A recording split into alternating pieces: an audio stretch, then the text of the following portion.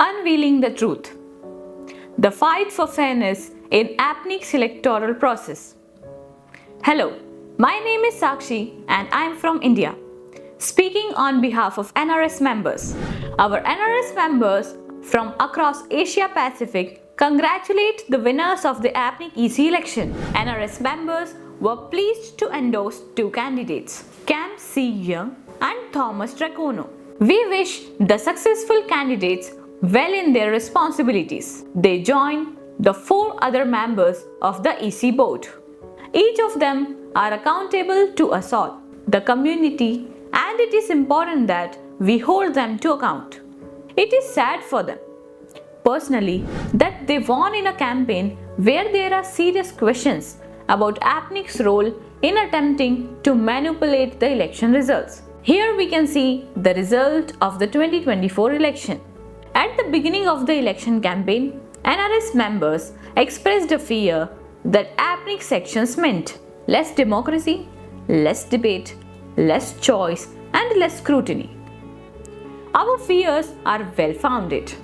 In a world where transparency and fairness are the cornerstones of democracy, recent events at APNIC raise serious concerns about the integrity of their electoral process. Let's uncover these recent events, starting with APNIC restricting who can be the candidates and releasing their annual report and audited accounts. NRS have previously exposed how and why APNIC tried to restrict new voices from being candidates in these elections. Restricting the eligibility of candidates to stand for election is an age-old tactic used by those looking to limit scrutiny and keep control of elected officials.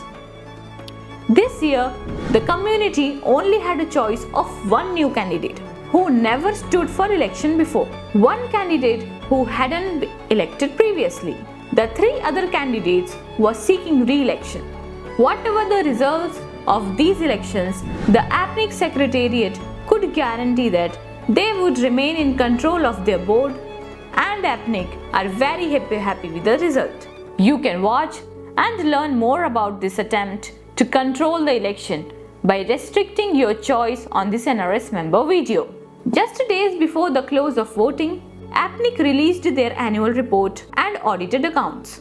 This timing raises questions about oversight and the fairness of the election. The report was published just 4 days before the close of voting, leaving little time for scrutiny. This raises questions about the transparency and oversight of the executive committee. Furthermore, by publishing these crucial documents at the end of the election campaign, candidates were deprived of the opportunity to address any questions or concerns raised by the community. This lack of access to vital information undermines the fairness of the election, particularly for candidates seeking re-election. Ladies and gentlemen, we must remember that the principle of a free and fair election includes providing all relevant information to the electorate so that they can make an informed choice. However, by publishing these documents late in the process, the APNIC Executive Committee limited scrutiny and disadvantaged external candidates. This not only undermines the fairness of the election, but also erodes trust in the governance process. It's unfair to the candidates and the electorate. We, as a community, deserve transparency. So here is what APNIC must do in the next election.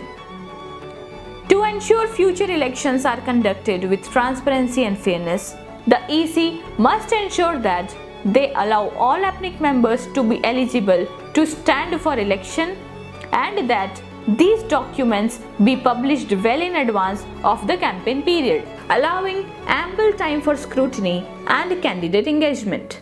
But this isn't the only error APNIC have made in the past few days. NRS revealed that there is a clear bias in the presentation of candidates on the APNIC election website. The three existing executive committee members seeking re-election are prominently featured on the front page with direct links to their biographies. However, the other two candidates, Thomas Dragono and Rob Thomas, require 2 clicks to reach their biographies. This shows us that only existing EC members seeking re-election have prominent placement, while other candidates are relegated to less visible position.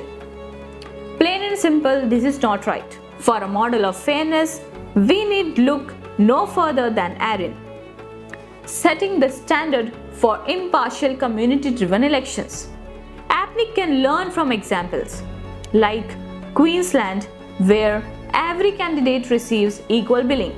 This biased presentation provides an advantage to the incumbents in terms of name recognition, recall, and accessibility of campaign information. Such bias is not in line with best practices for free and fair elections. Experts in elections confirm that this type of bias undermines the principle of equal treatment and the widest possible choice of candidates. To rectify this bias, NRS recommend that APNIC should either remove the names and links of the incumbents from the front page or include Thomas Dragono and Rob Thomas with direct links to their biographies. We are pleased to report that APNIC did listen to our complaint and took action, choosing to list all 5 candidates together. For future elections, it is important that APNIC is not seen to be showing favoritism to any candidate. Rather, they must balance the presentation and make sure that every candidate is treated exactly the same, with respect, dignity, and equality. These issues of bias, combined with problems with the outsourced voting system and restrictions on candidate eligibility, cast a shadow over the 2024 APNIC elections. APNIC must be held accountable for these mistakes and take immediate action to rectify them.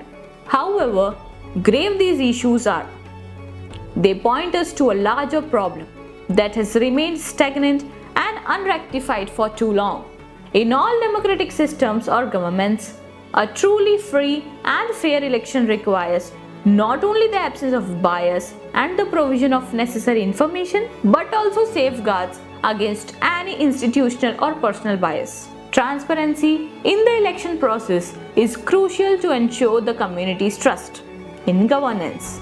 APNIC will do well to pay heed to all these missteps. There must be an investigation into this election, and APNIC must provide reassurances to the community that they have learned from their mistakes and shown exactly how they will ensure this never happens again. APNIC could benefit from seeking guidance and learning from organizations that have demonstrated successful management of impartial and fair elections. ARIN, the American Registry for Internet Numbers, is mentioned as an example of organization that has a track record of running well-managed, independent, impartial, and fair campaigns that encourage active community participation.